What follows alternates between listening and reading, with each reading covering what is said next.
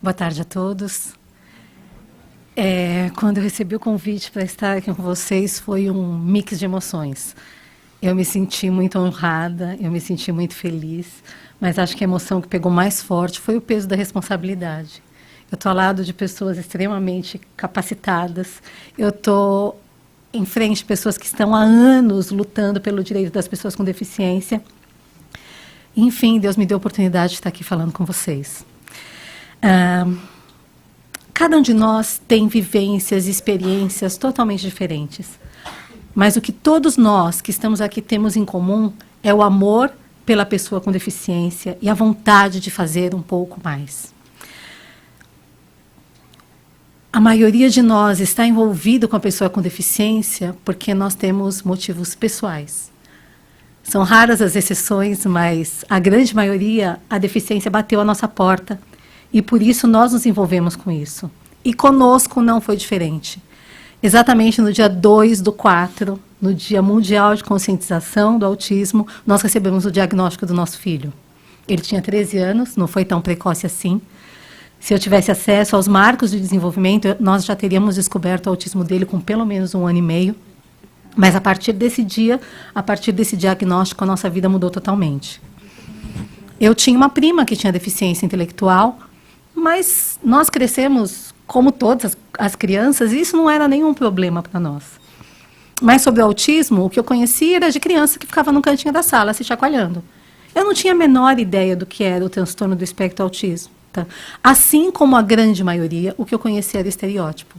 Então nós tivemos que parar, estudar, entender o que era aquilo, para que nós pudéssemos ajudar o nosso filho a se desenvolver. Foram horas de estudo, horas de estimulações, horas de terapias, horas de dedicação num quartinho, fazendo atividades, estimulando, para que a gente pudesse proporcionar a ele as melhores condições para que ele se desenvolvesse. A nossa realidade era diferente da realidade da maioria das famílias, mas era a nossa realidade. E agora nós tínhamos que enfrentar isso com todo o amor que tinha no nosso coração.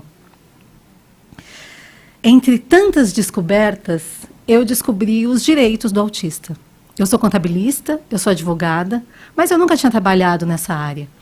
Então nós começamos a exercer os direitos do Gabriel. Nós descobrimos tantas coisas que eu tinha que passar para frente isso. Então, nós começamos a falar com um conhecido, com outro conhecido, com conhecido do conhecido, mas ainda assim era pouca gente que nós podíamos passar para frente.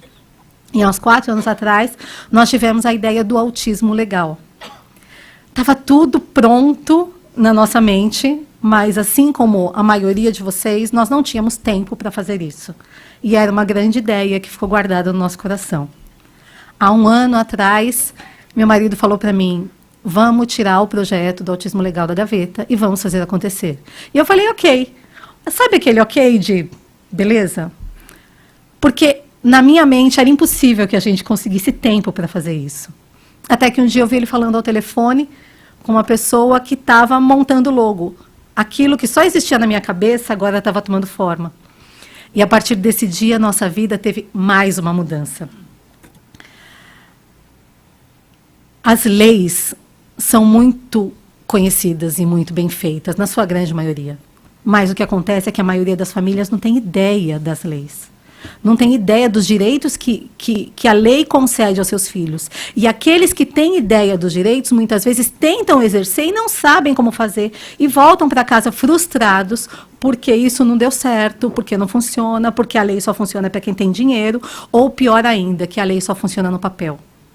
E nós, que somos operadores da lei, nós sabemos que a lei funciona, mas existem formas corretas. E foi assim que nós começamos. Nós começamos a traduzir toda a legislação de uma forma simples, prática, com formulários, com links, com lista de documentos e disponibilizar na internet para que as pessoas tivessem acesso. Isso cresceu de uma forma tão grande, pessoas que estavam envolvidas com a causa conheceram isso e começaram a divulgar e nos ajudar a divulgar essas informações. Nós participamos, fomos convidados a participar da comunidade pro autismo, uma comunidade com agora 155 mil pessoas no Brasil, que fala a respeito dos autistas. Nós fomos convidados a escrever um roteiro para que o apresentador Marcos Mion, que eu acredito que seja a pessoa mais conhecida e que tem mais acesso à mídia nacional, que fala a respeito do autismo, para que ele divulgasse. Nós participamos da caminhada ali próxima à Avenida Paulista e levamos um escritório ali com 20 advogados, todos voluntários, para que atendessem as famílias. Nós estamos com 40 mil seguidores no Instagram, são 33 mil, são 22 mil pessoas no Facebook, agora o novo filho no YouTube, nós temos já 1.000 e poucas pessoas. O que isso quer dizer? Significa que as pessoas estão sedentas por informações úteis que façam diferença na vida delas. A princípio, nós começamos a escrever para as pessoas com autismo, porque essa era a minha vivência. Mas, de acordo com a lei, o autista tem todos os direitos que uma pessoa com deficiência tem. Isso significa que o que nós escrevemos serve não só para o autista, mas para todas as deficiências. O que a gente encontra muito o deficiente tem direito a isso, procure um advogado. O deficiente tem direito àquilo, consulte um advogado. Mas nem todo mundo pode pagar um advogado. E aquelas pessoas que não têm condição, muitas vezes ficam em casa, refém das suas dificuldades, por não saberem como reivindicar os seus direitos. Eu conheço a deficiência do meu filho, do Gabriel. E ainda assim, a deficiência dele, ele tem autismo, é diferente da deficiência de milhares de autistas, porque cada um é diferente. Nós, pessoas típicas, somos diferentes. Imagina as pessoas atípicas, cada um tem a sua individualidade. Ele tem uma amiguinha que ele ama, ela se chama Noemi, e ela é deficiente auditiva. E ele está aprendendo Libras para poder brincar melhor com ela. Isso enche meu coração de alegria, porque ele se sente incluído, e ele está incluindo, ele só está passando para frente aquilo que ele aprendeu.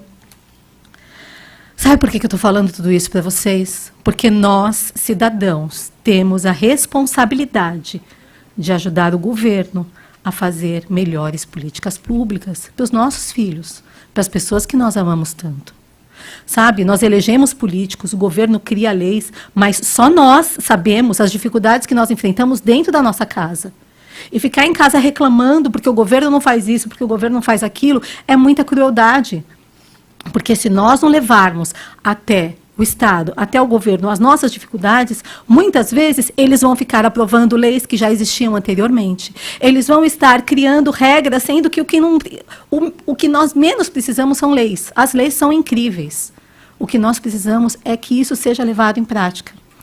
Posso dar um exemplo simples para vocês? De acordo com o IBGE, o estado de São Paulo tem 46 milhões de habitantes. Significa que nós somos 21,8% dos cidadãos brasileiros.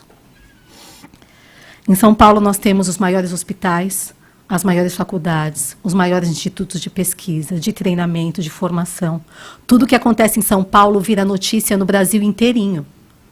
Está na hora de nós puxarmos essa fila e mostrarmos para o Brasil que nós podemos fazer diferente, que nós podemos fazer mais. É óbvio, o Estado tem responsabilidades, mas nós temos que levar ao governo as deficiências, não as deficiências dos nossos filhos, mas a deficiência da máquina do governo, para que eles possam se adequar às nossas necessidades, às necessidades das pessoas com deficiência e fazer mais. Uma das maiores necessidades que nós temos é a educação, e a deputada Valéria sentiu isso na pele.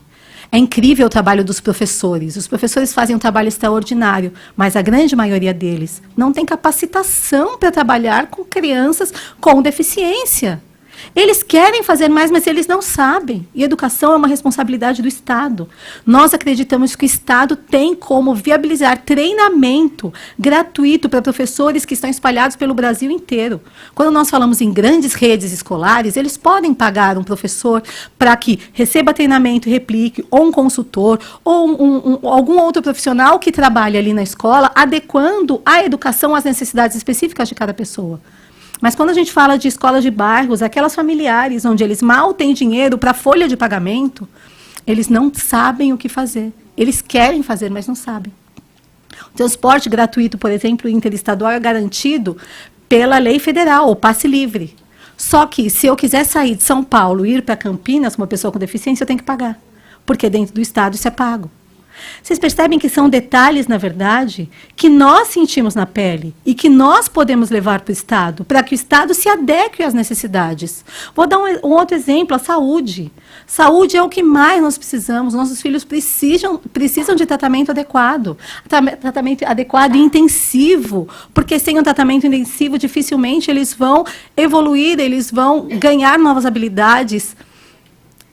O governo tem muita falta disso. Nós temos entidades particulares que fazem um trabalho incrível, faculdades que prestam atendimento à população. Mas a gente tem uma grande parte da população, por exemplo, que tem convênio médico.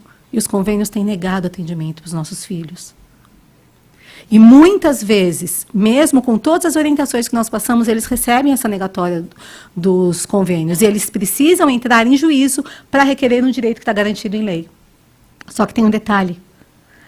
Se a pessoa que precisa do atendimento é menor ou incapaz, ela não pode usar o especial cível, pequenas causas que as pessoas conhecem, que não precisa de advogado. E muitas pessoas deixam de procurar os seus direitos porque não têm dinheiro para constituir um advogado. Isso é um detalhe simples, mas que talvez, através de uma adaptação na legislação, isso possa mudar. E as pessoas, independente da idade, tenham acesso aos seus direitos com tratamento médico particular que pagam através, por exemplo, do especial cível.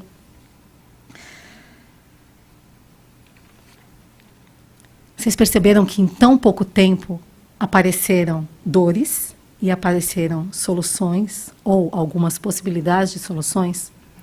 Se você tem conhecimento sobre alguma coisa, por que guardar esse conhecimento para você? Divide com outras pessoas. Eu não saberia explicar a alegria que nós sentimos quando a gente recebe várias devolutivas de pais que conseguiram professor auxiliar em sala de aula para os filhos. Pais que conseguiram redução da carga horária de trabalho porque sabiam agora que isso era uma possibilidade. Pessoas que conseguiram tratamento adequado para os seus filhos. Pessoas que conseguiram um cartão de estacionamento especial para poder parar numa vaga perto da porta e não cruzar um shopping inteiro com seu filho em crise, por exemplo. São tantos direitos que as pessoas podem exercer, mas que cabe a nós. Nós sabemos que a mudança da sociedade exige um processo. A princípio, ninguém fala sobre absolutamente nada. E também não se faz nada. Depois de um tempo, as pessoas falam muito a respeito de alguma coisa, mas pouca coisa se faz. Até que o momento que as pessoas param de falar sobre determinado assunto, porque todo mundo está fazendo. A gente está no meio do caminho. Nunca se falou tanto a respeito dos direitos da pessoa com deficiência. É óbvio que a gente tem um caminho imenso ainda para percorrer. Mas nós já andamos e nós temos um futuro inteiro pela frente. Vamos aproveitar essa oportunidade. Se nós considerarmos que 1/4 da população do estado de São Paulo tem algum tipo de deficiência, são 11 milhões de pessoas que precisam da minha ajuda e da sua ajuda para exercerem os seus direitos e serem efetivamente cidadãos honrados da nossa sociedade. Obrigada.